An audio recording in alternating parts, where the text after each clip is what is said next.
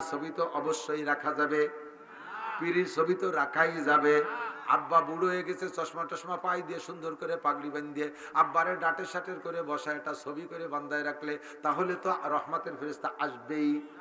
গোষ্ঠী শুধু মায়ের খাবা জোড়া মায়ের, কিন্তু সাবধান, কাজেই এই সমস্ত ছবি ঘরে রাখা যাবে। এইটা কি মাসমুহু ইয়া জিবরাইল, এর নাম কি? এই প্রাণীর নাম কি? ইসমুহু বুরাক, এর নাম বুরাক। কাইফা মুরুরুহু, কত জোরে চলে? মুরুরুহু কালবার, এর গতি হলো বিদ্যুতের মতো, সেকেন্ডে 1,86,000 মাইল যায়। বুঝতে পারছেন না? হাট বাজারে কাঁচা বাজার করতে মহিলারা যাচ্ছে, পুরুষরা সব আবাল হয়ে গেছে। মহিলারা সব বাজার করবে। আপনি এবার ভালো বাজার এনে দেবেন, শাড়ি একখানে এনে দেবেন, দেখবেন যে ই কয়টা আনেছে, ভেক্সি মারবে, চোখ উল্টিয়ে যায়। আমি 2000 টাকা, ওই 2000 টাকা, ও তো 600 টাকার বেশি দেয় না। আমরা গেলেও 600 টাকা দিয়ে আনতে যাবো, তখন আপনার কাছে মিজাজ খারাপ হয়, যা তা তুই কিনে নিয়ে গেলে। পরের হাটে ফিরে কাপড় কিনতে নিজে গেছে, বাস কিনে নিয়েছে। আপনি আনিয়ে দেবেন, কত রং ওঠে, ভালো না, সুতো ভালো না, পচা, ইত্যাদি ইত্যাদি। আপনার কাপড় কোনোদিন ভালো হবে না, কোনোদিন আপনি তারে খুশি করতে পারবেন না। লাস্ট ফিনিশিং কি কয় জানেন? মহিলারা পুরুষদেরকে মারার সবচাইতে বড় হাতিয়ার হলো, কয় কি যে আমি বলে তোর ঘর করিয়ে গেলাম, আর বেটিরা হলো সব মুখোচুরি ঘুরে বেড়াচ্ছে। কোন বেটি স্বামীর বাড়ি নাই, উনি খালি করে। কি যে কারামতি আলা মহিলা! বেটিরা মনে রাগ হচ্ছে, আজ আবার খাতি নাও দিতে পারে। আরে নারী নির্যাতন আইন হয়েছে, নারী নির্যাতন মামলার। বর্তমানে নারী নির্যাতনের চাইতে পুরুষ নির্যাতিত হচ্ছে বেশি। সব আইন মহিলাদের পক্ষে চলে গেছে। কথায় কথায় মহা বিপদের মধ্যে পড়ে যায়। তালাক দিও শান্তি নেই, বউরে তালাক দিও, তালাক দিয়া বউ আইনের আওতায় নিয়ে ফিরে আবার তার ঘরে উঠে দিচ্ছে, সেই বউ নিয়ে ঘর করা লাগতেছে। ভালো করে মনে রাখবেন, তালাক যদি 3 তালাক হয়েই যায়, ওই বউরে যথারীতিতে ফিরে আবার তাহলিল করে আর এক জায়গা বিয়ে দিতে হবে। সেই স্বামী তালাক দেবে, তারপরে ইদ্যত পালনের পরে আবার নতুন করে দেনমোহর দিয়া সুন্দর করে বিয়ে করে আবার সেই বউ আনতে হবে। এত কায়দা বায়দা করা ছাড়া তালাক দেওয়ার পরে আইনি প্রক্রিয়ায় পেছে ফেলাই দিয়া নারী নির্যাতনের মামলায় আপনাকে ঠগাই দিয়ে স্ত্রীকে জিতে দিয়ে সেই বউ ঘরে উঠে দিয়েছে। এই বউ নিয়ে ঘর করবেন, বাকি জীবনে যত মিলন হবে সব হবে জেনা। এরপরে যে সন্তান পয়দা হবে সব হবে জারির বাচ্চা। ভালো ডাটের বাংলায় কলাম না, যার সন্তান হারামজাদা, এক কলাম না, জারির বাচ্চা পয়দা হবে। দেশটা জারির বাচ্চা ঘুরিয়ে যাচ্ছে, ঠিক না? আমার নবী পাককে আল্লাহ পাক সরাসরি দেখায় দিয়েছেন জাহান্নামের এই সকল গুলো। এই দেখে দেখে নবী একটা একটা করে উম্মতকে জানাই দিয়েছে জাহান্নামের এই পরিস্থিতি, জাহান্নামের এই পরিস্থিতি। একে বলা হয় কাশফের মাধ্যমে ইলম শিখা, সরাসরি চোখের সামনে খুলে যাওয়া। 4 নম্বরে জিবরিল আলাইহিস সালাতু ওয়াস সালামের মাধ্যমে, মনে আছে নাকি? নবী পাক সবচেয়ে বড় আলেম হইলেন কিভাবে? তার 4র্থ নম্বরটা হলো জিবরাইল আলাইহিস সালামের মাধ্যমে আল্লাহ পাক আসমানি কালাম নবী পাকের কাছে পৌঁছিয়েছেন। শুধু কোরআন শরীফ না, যত হাদিসের কথা আছে সমস্ত হাদিসের কথা আল্লাহর কথা, কিন্তু নবী পাককে জিবরিল আলাইহিস সালামের মাধ্যমে আল্লাহ পাক এইটাকে কোরআন শরীফের অংশ, এইটা কোরআন না, এভাবে ভাগ করে শিখিয়ে দিয়েছেন। যেটা কোরআনের মধ্যে রাখতে বলছে ওইটা 30 পারার ভিতরে সীমাবদ্ধ, আর যেটা কোরআনের মধ্যে রাখতে বলেন নাই আল্লাহরই কালাম। আল্লাহ পাক বলেন মা ইয়ানতিকু আনিল হাওয়া ইন হুয়া ইল্লা ওয়াহয়ুন ইউহা। আমার মুহাম্মদুর রাসূলুল্লাহ যত হাদিস বলছেন একটাও তার নিজস্ব কথা না, সবগুলি আমি শিখিয়ে দিয়েছি। তারপরে বলে এর নাম হলো ওহী। ওহী 2 প্রকার, ওহিয়ে মাতলু তার নাম হলো কোরআন, আর ওহিয়ে গায়ের মাতলু তার নাম হলো হাদিস। জিবরাইলের মারফত ইলম শিখেছেন, তবে জিবরাইল আমার নবীর উস্তাদ না। জিবরাইল নবীর উস্তাদ, জিবরাইল একজন পিয়ন, উনি হলেন একজন পিয়ন, বইখান পৌঁছাইতেছে। 5 নম্বরে ইলম শিখার, এ যুবক মনে রাখিস, দাস্তা বাকারে ছাড়ে মার, রেখে দাও, কাজে লাগবে। যদিও সাপের মাথা, কোনো কথা নেই, বেখেয়ালে শুনে না। অনেক কিতাবাদি পড়ে সুন্দর করে গুছায় তোমাদের সামনে নিয়ে আসছি, একটু খেয়াল করবা। 5 নম্বরে নবী ইলম শিখছেন কিভাবে? 4টে মিডিয়ায় শেখার পরে কিছু গোপন তথ্য আছে, বিভিন্ন মিডিয়ায় শেখানোর পরে, 4টে মিডিয়ায় শেখানোর পরে আল্লাহর কিছু গোপন কথা আছে। এই গোপন কথা জিবরাইলের মাধ্যমে পাঠানো যাবে না, জিবরাইল জেনে ফেলতে পারে। আবার স্বপ্নে পাঠাইলে নবী তৃপ্তি পাবে না, কাশফের মাধ্যমে মাধ্যমে শিখাইলে নবী তৃপ্তি পাবে না, ইত্যাদি ইলহামের মাধ্যমে শিখাইলে নবী তৃপ্তি পাবে না, এমন কিছু গোপন কথা, ভালোবাসার কথা, এইটা শেখানোর জন্য নবী পাককে এই আগামী মাসের নাম রজব মাস। 90% মুফাসসিরিন এবং ঐতিহাসিকদের মতামত নবী পাক মেরাজে গিয়েছিলেন এই রজব মাসে, 26শে রজব দিবাগত রাত। বেশিরভাগ সম্ভাবনা, আরো রেওয়ায়াত আছে, আরো বর্ণনা আছে যে বিভিন্ন মাসের নাম আসছে, তবে বেশিরভাগ মুফাসসিরিন, মুহাদ্দিসিন এবং ঐতিহাসিকদের মত হলো রজব মাসের 26শে রজব দিবাগত রাত নবী পাক সাল্লাল্লাহু আলাইহি সাল্লাম তায়েফ থেকে বাসায় আসছেন, তায়েফ থেকে বাড়ি আসছেন এর 90 দিন পরে। তায়েফে গিয়েছেন নবী দাওয়াত দিতে, তায়েফবাসীরা এমন মার মারছে, সারাটা গা রক্তাক্ত, কিচ্ছা সবাই জানেন। পায়ের জুতার ভিতরে পা রক্তে আটকে গেছে জমাট বন্দী হইয়া। আমার নবী পাহাড়ের গায়ে যে বেহুশ হয়ে পড়ে আছে, যেই জায়গায় নবী কায়তে শুয়েছিলেন রক্তাক্ত অবস্থায়, আমি সচক্ষে দেখে আসছি আল্লাহর রহমতে।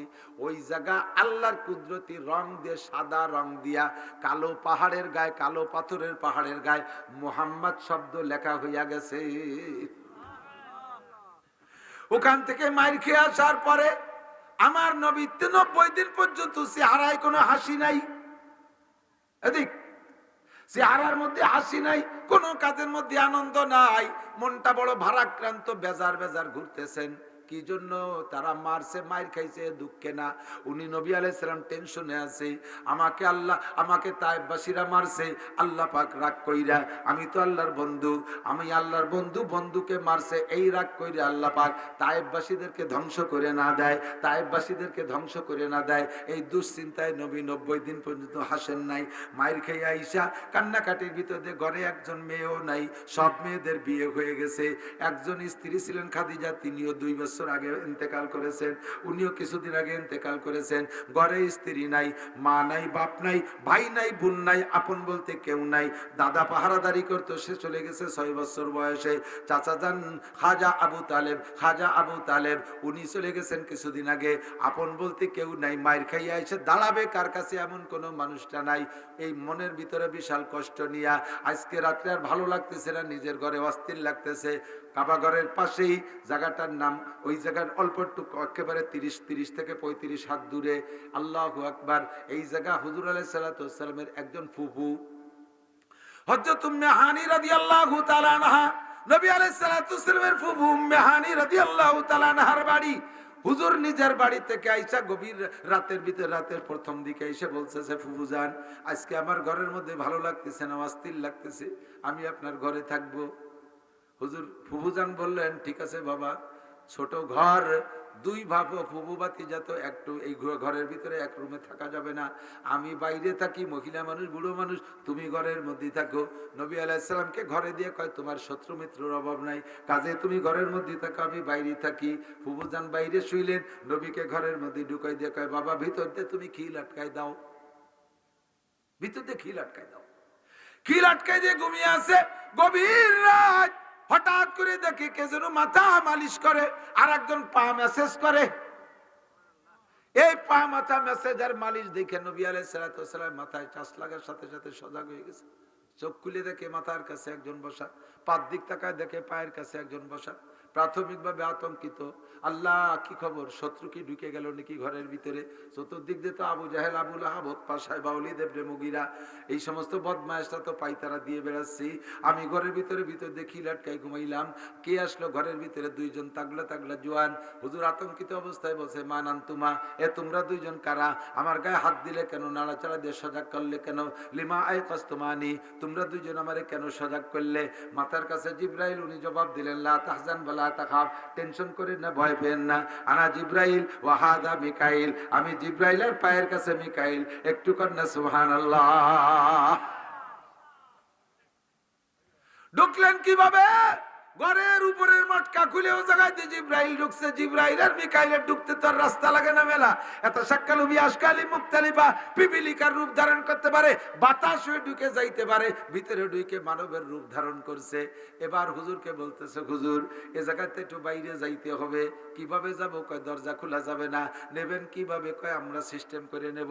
ঘরের মটকা খুইলে হুজুরকে বের করে নিয়া আবার মটকা সেট করে দিয়া, দরজা তো ভিতর দিয়ে দিয়াই রইছে, ওখান থেকে চলে তুলে গেছেন নিয়া কাবা ঘরে। হাজী সাহেব যারা গেছেন কাবার পাশে একটা জায়গা আছে এরকম বেড়া দিয়া, আগে ওইটা ইব্রাহিম আলাইহিস সালামের সময় কাবার মধ্যে ছিল, পরবর্তীতে ওইটাকে কাবার বাইরে দিয়ে নাম রাখছে হাতিমে কাবা। তওয়াফ করতে ওটুক সহই তওয়াফ করা লাগে। ওর উপরে আছে একটা মিজাবে রহমাত, কাবার সাল, কাবার ছাদের থেকে বৃষ্টি নামলে পানি পড়ার জন্য স্বর্ণ দিয়ে একটা ডোঙ্গা বানানো আছে, ওইটার নাম হলো মিজাবে রহমাত। ওই হাতিমে কাবার ভিতরে নিয়ে মিজাবে রহমাতের তলে নবীকে শোয়াইছে। জিবরাইল আর মিকাইল দুইজন পাশে বসা। হুজুর বলেন আমি রাআইতু বিআইনাই, আমি চোখ দিয়ে দেখতেছি, একটু আমি ঘুম না পূর্ণ সজাগ। আমার পাশে একটা তসতুম মিনাজ যাহাব, স্বর্ণের একটা পাত্র রাখা আছে, মুলাওয়াতুম মিনান নূর।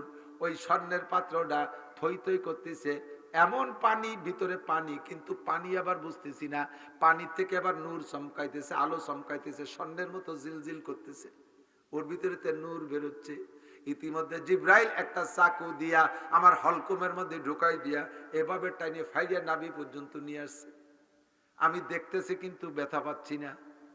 বুকটারে টাইন দিয়ে খুলে বেইলা আমার বুকের ভিতরে থেকে হাড় আর লাশ বের করে ওই পেয়ালার মধ্যে রাখলেন।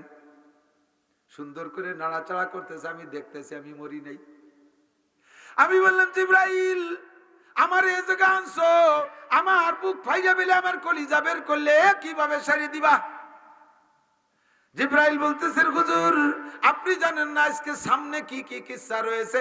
তারা রাব্বাকা লাইলাতা উসরিয়া বিকা আশরা মাররা বিগাইরি হিজাব বিরুয়ালাইন, অদ্দরজনীতে আপনি আপনার রবকে আপনার চর্মচক্ষু দিয়ে 10 বার দেখবেন। আরে বোঝে নাই কন্যা সুবহানাল্লাহ। কয়বার? মুসা নবী আল্লাহর একটুক নূর একবার দেখে চিৎকার করে বেহুশ হয়ে পড়ে গিয়েছিল। তুর পাহাড় পুড়ে ছাই হয়ে সুরমা হয়ে গেছিল, সহ্য করতে পারে নাই। 40 বছর একটানা আল্লাহর সাথে গল্প করার পরও আল্লাহর এক জাররা পরিমাণ নূর সহ্য করতে পারে নাই।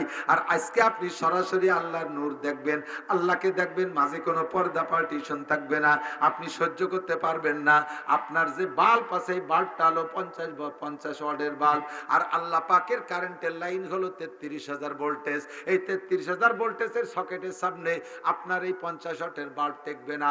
এই জন্য বাল্বটাকে পাওয়ার বাড়ানোর জন্য আল্লাহ পাক তার কুদরতি নুরানি পানি পাঠিয়ে দিয়েছে, আপনার হার্ট আর কলিজা ওর মধ্যে ভিজাইয়া আপনার হার্ট আর কলিজাকে আমরা পাওয়ারফুল বানাই।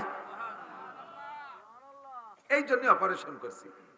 এবার হুজুর বলেন আমি দেখতেছি কলিজায় না ভিতরে দিয়া মিশাই দিয়া জিব্রাইল টান দিছে, আর আমার বুক আগের মতো সুন্দর হয়ে গেছে, একটু ব্যথা পাই নাই। এবার আমি সুস্থ খুশ হয়ে গেছি। ইতিমধ্যে জিব্রাইল বলতেছেন কুম ইয়া রাসূলুল্লাহ, হুজুর দাঁড়ান। দাঁড়াইছি, ইতিমধ্যে দেখি ডান পাশে একটা প্রাণী, তার সামনের দিকটা সুন্দরী রূপসী নারীর মতো, পা চারটে আবার ঘোড়ার মতো, ওদিকে 2টা হাত আছে মানুষের মতো, আবার পাখা আছে পাখির মতো, সব মিলে একটা কয়েক প্রকারের প্রাণী মিলে একটা প্রাণী।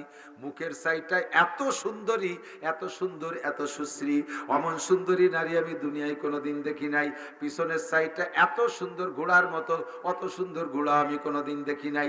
যেভাবে আমরা বড় বিবরণ দেই, আর্টিস্টরা সেই বিবরণের পর বুরাকুন নবিয়াকে ক্যালেন্ডারে বানায়। ওই ক্যালেন্ডাররা আবার অনেকে মহব্বতের সাথে ঘরে নিয়ে ঝুলোয়। এক নজর দেখি আল্লাহ নবী এই বুড়াকে চলিয়ে জান্নাতে গেছিল। ওই বুড়া ঘরে থাকা অবস্থায়, ওই ক্যালেন্ডার ঘরে থাকা অবস্থায় আপনার ঘরের মধ্যে রহমতের ফেরেশতা ঢুকবে না। ওই বুরাকুন নবীর ছবি ঘরে থাকা অবস্থায় আপনার ঘরে রহমতের ফেরেশতা ঢুকবে না। আপনার মরণ হবে তো আযাবের ফেরেশতা জানটা নিয়ে যাবে। ওই বুরাকুন নবীর ছবিও ঘরে রাখা যাবে না। তাহলে নেতার